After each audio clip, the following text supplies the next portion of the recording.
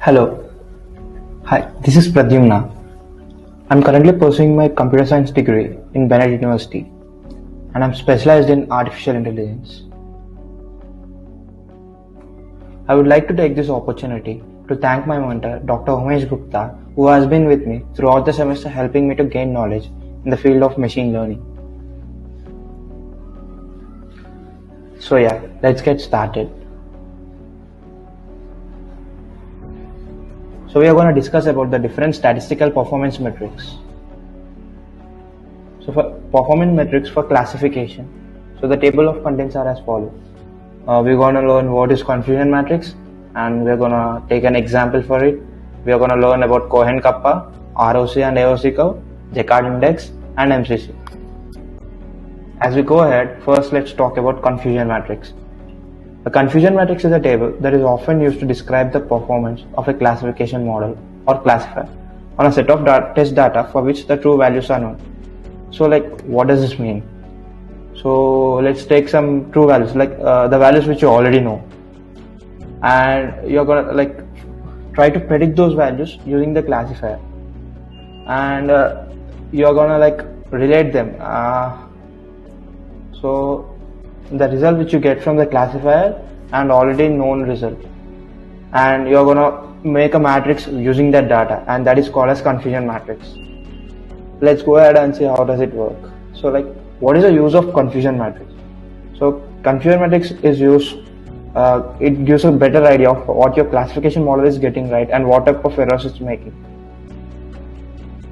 This is how a confusion matrix looks like. There is a true class and a predicted class.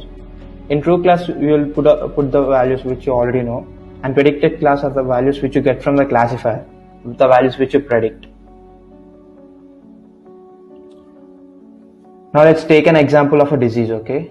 So let us assume as if a patient has a disease, and now if a patient does not have a disease. So what kind of disease are we talking about? Let's take about heart attack, okay? Okay, so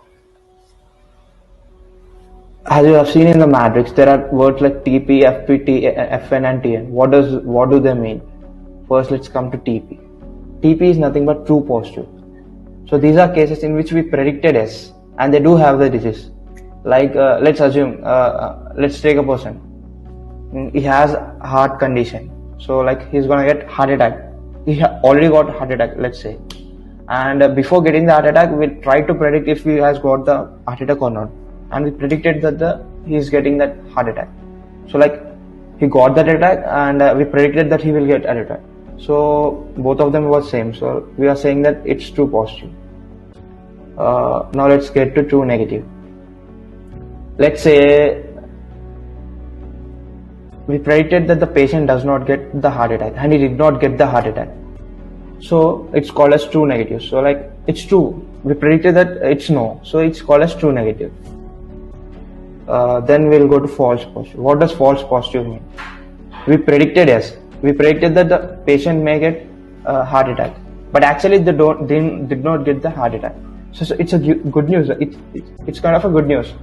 But we predicted that he might get heart attack, even though he's not gonna get the heart attack. So that is called as false positive.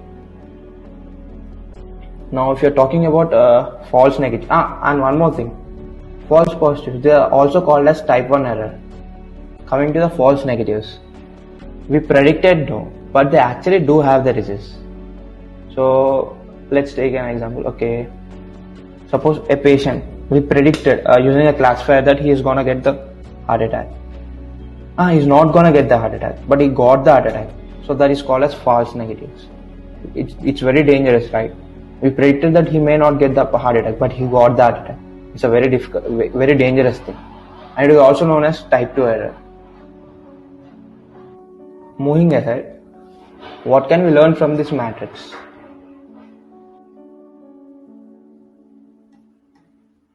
Okay, so what can we learn from this matrix? First of all, take a good look at the matrix on the right. Just look at it for a minute.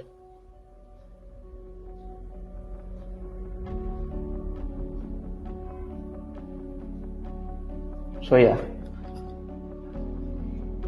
if you want more time, you can pause the video and look at the matrix.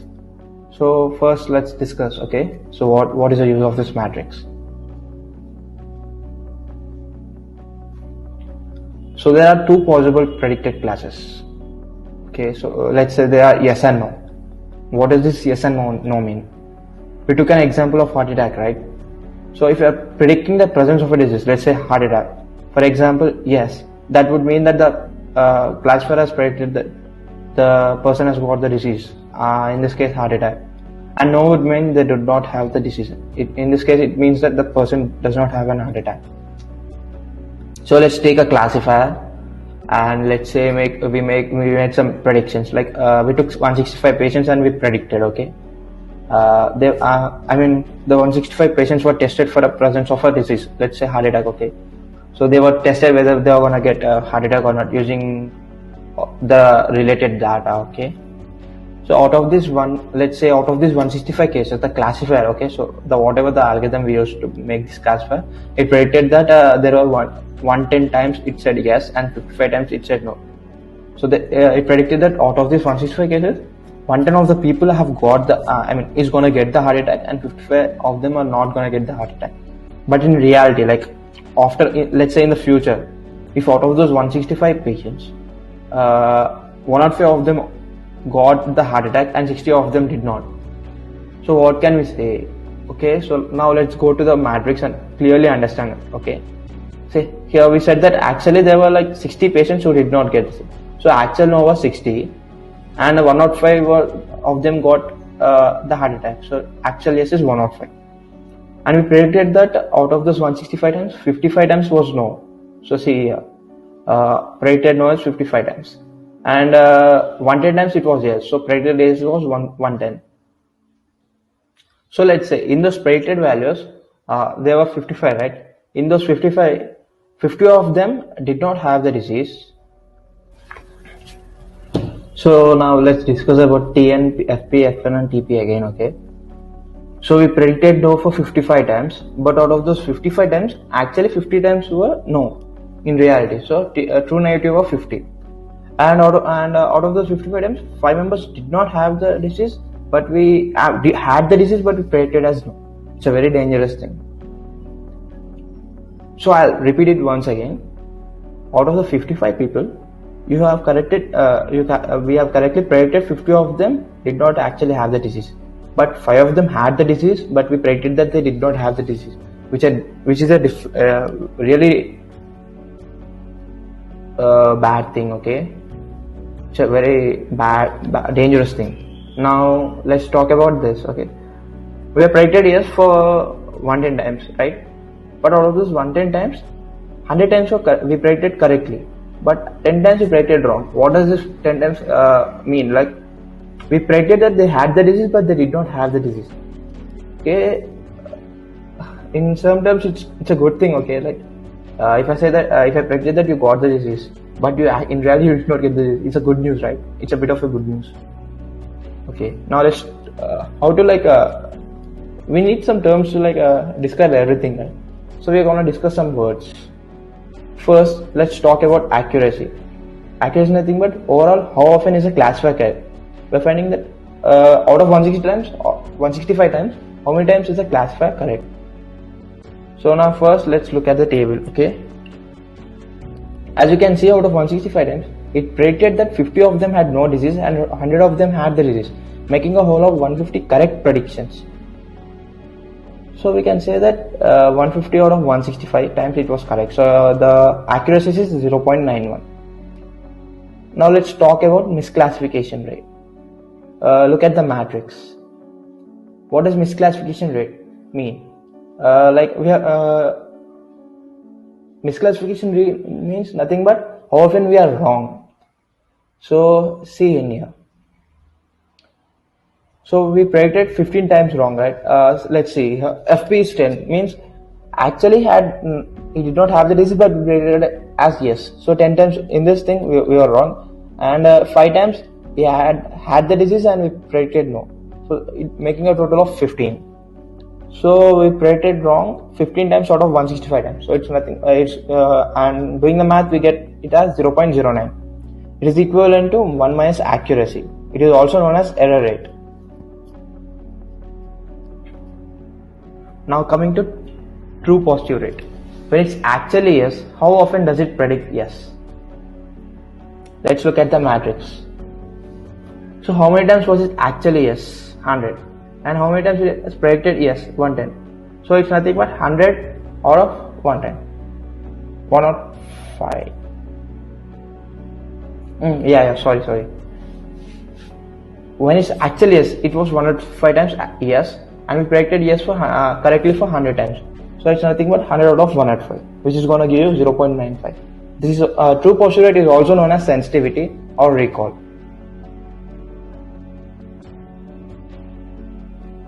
Now let's talk about false positive rate. When it's actually no, how often does it predict yes? Actually, how many times it was no? 60 times. But how many times it predicted yes? 10 times. So the ratio is gonna be 10 out of 60, which is gonna give you 0.17. Now let's talk about true negative rate. When it's actually no, how often does it predict no? How many times was it actually no? 60. How many times we predicted no? 50. So it's nothing but 50 out of 60, which is gonna give 0.83, which is equivalent to 1 minus false positive rate, and it is also known as specificity.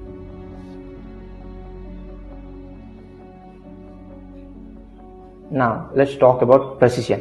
When it predicts yes, how often is it correct? Okay.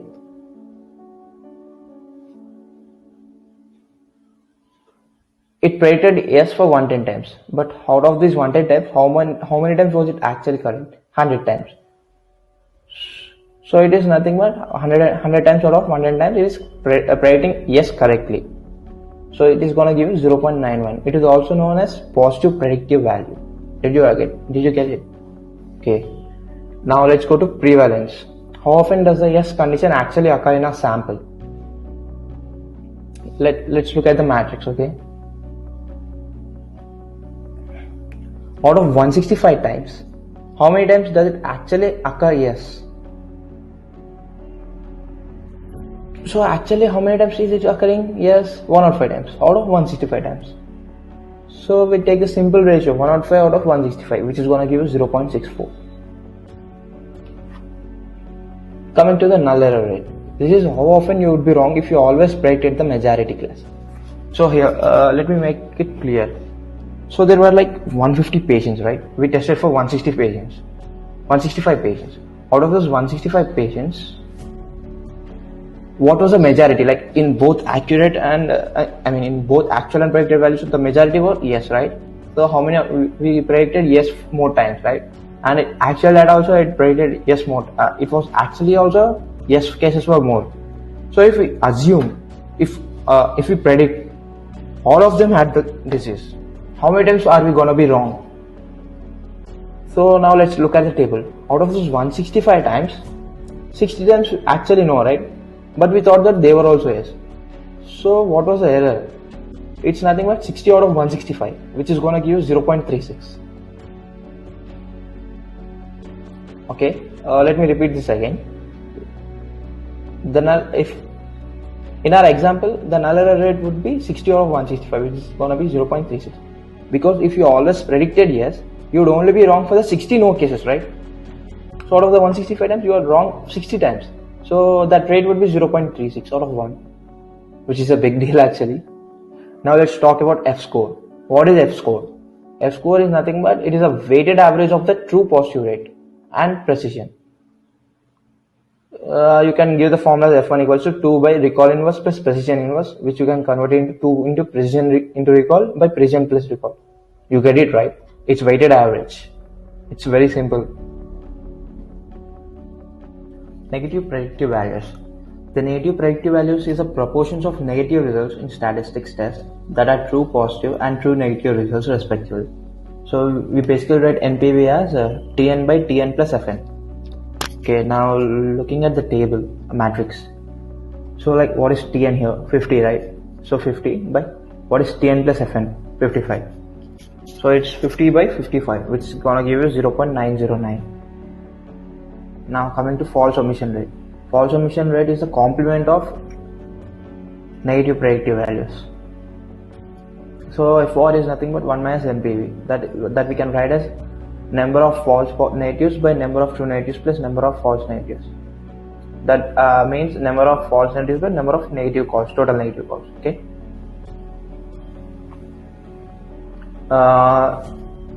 With respect to the example, 1 minus the NPV was 0.909, so it's going to give you 0.091. Now coming to the Cohen's kappa. What is this? Okay, this is essentially a measure of how well the classifier performed as compared to how well it would have performed simply by chance. In other words, a model will have a high kappa score if there is a big difference between the accuracy and the null error rate. You can write Cohen's kappa's formula as 2 into true positive into true negative minus false negative into false positive by true positive plus false positive into false positive plus true negative plus false positive into false negative plus true negative. Now coming to Jaccard index. Jaccard index is also known as the Jaccard similarity coefficient.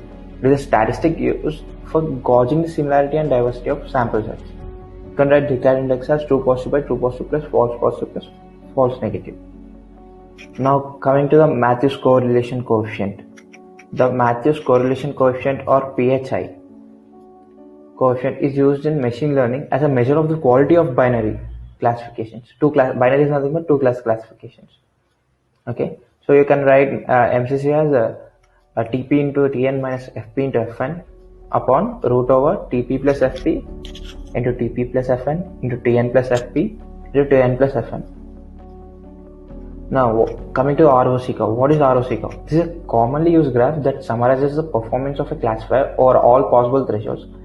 It is generated by plotting the true positive rate on y-axis against the false positive rate on x-axis as you vary the threshold for assigning observations to a given class.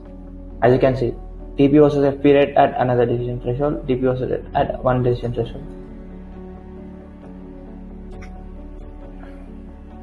AUC nothing but area under the ROC curve. It stands for the area under the ROC curve. That is, AUC measures the entire 2-dimensional area underneath the entire ROC curve. Like, it's nothing but the area under the ROC curve. Now let's discuss about the performance metrics for regression.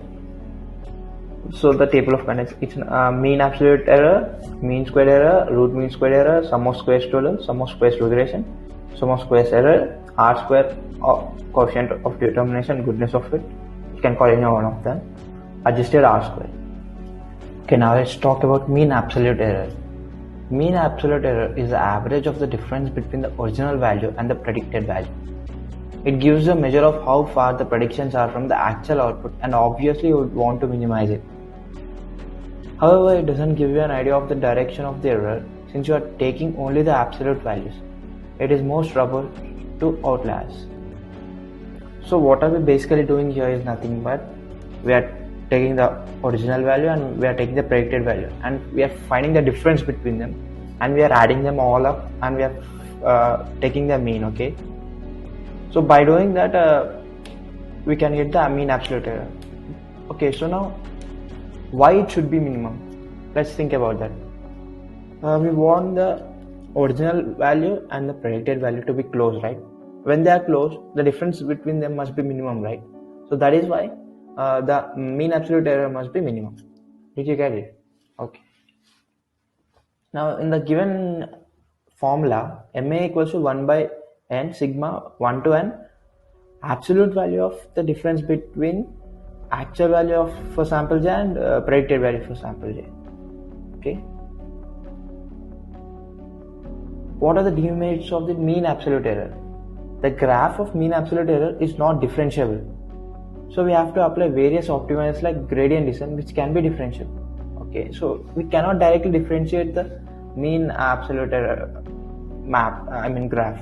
We have to do the gradient descent thing and then we have to differentiate it. Okay. Now let's talk about mean squared error. What is mean squared error? Here we are nothing but this is the mean of the square difference of the actual value in the data set and the value predicted by the model. Mean squared error is similar to mean absolute error. The only difference being that mean squared error takes the average of the square of the difference between the original value and predicted value. which eases the process of gradient calculation. It penalizes the error terms more and is unbiased towards the direction of error. Since you're squaring it, the direction of the error is being unbiased, okay? However, this makes it more sensitive to outliers. The graph of MSE, mean squared error, is differentiable, so you can easily use it as a loss function. As you can see the formula, mean squared error is nothing but the mean of the square of the difference between absolute value and the predicted value. Now, what are the demerits of the mean squared error? The value you get after calculating mean squared error is a squared unit of output. Okay, so it's not like you are squaring it, right? So the output will be of this output will be squared of the error is in terms of squared values. Okay, so now let's talk about root mean squared value. It is to overcome the squared value in the mean squared error, we are going for the root mean squared error. Okay, it is a mean of root squared subtraction between the actual value in the data set and the value predicted by the model. It's the same as mean squared error, we are just taking the root of it. The smaller the value of root mean squared error, the more accurate the model is. Okay, obviously, right? The output value you get is the same unit as a required output variable, which makes interpretation of loss easy. Okay, so like to overcome the mean squared value, we are taking root mean squared error. You can see the formula here. Okay, we are just adding a root to the mean squared error value. Now, what are the demerits of the root mean squared error? It is not that robust to outliers as compared to mean absolute error. Okay, so it's not that robust compared to mean absolute error. Okay, now let's talk about sum of squares total. Okay, what is SST? The sum of squared differences between individual data points and the mean of response variable. Okay, so yi is an individual value, right, and y bar is the mean of the whole response variables, right? So SST is the sum of squares total. You are just squaring the difference between the individual data point and the response variable, and then squaring it, and then you are adding all of them. That is nothing but sum of squares total. Now, sum of squares regression. What is sum of squares regression? Sum of squared differences between the predicted data points and the mean of the response variable. So like here y cap I is nothing but the predicted data point. Okay, so now we are finding the difference between mean the predicted data point and the mean of the response variable y bar. Okay, and we are squaring them and then adding them. Coming to sum of squares total. What does the sum of squares total mean? It means it's the sum of square difference between the individual data point and the mean of the response variable. See here, this is a yi data. It's not predicted, it's actual. Okay, so yi minus mean of the response variable. Okay, y bar. If we have to find the difference between them, then square them and then add them. It is nothing but sum of squares. So the relation between SSR and SSE with SST is SST nothing but sum of squares total equals SSR sum of squares regression plus SSE sum of squares error. Okay, coming to the next aspect, R square. It's also called as coefficient of determination. It is also called as goodness of fit. What does it do? It estimates the ratio of the variance of the dependent element described by the target element. It's used to find the accuracy of the model. Okay, so it depicts the closeness of the data points to the trend line made by the model. This helps to make a link between the independent element and the target element. R square is from 0 to 1. R square is in between 0 to 1. Okay, the nearer R square is to 1, the more accurate the model. So now let's look at the formula. R square equals to 1 minus sum of y actual minus y predicted square upon sigma y actual minus y mean square. What is y actual minus y predicted square sum? It's nothing but sum of squared error. Okay, upon y actual minus y mean whole square, sum of them is nothing but sum of squared total. So R square can be written as 1 minus sum of squared error by sum of squared total.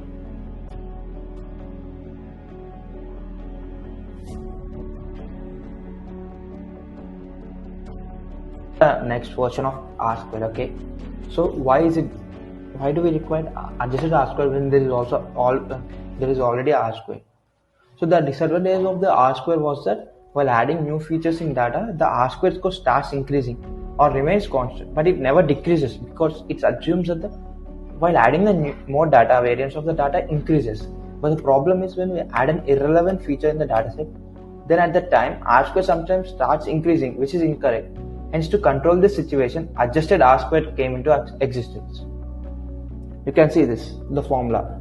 Adjusted R square is nothing but 1 minus of n minus 1 by n minus k minus 1 into 1 minus R square, where n is nothing but number of observations, k is nothing but in number of independent variables, and R square, adjusted R square is nothing but RA square is nothing but adjusted R square.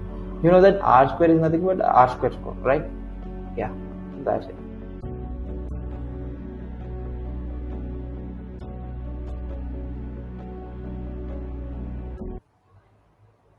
Thank you so much for watching.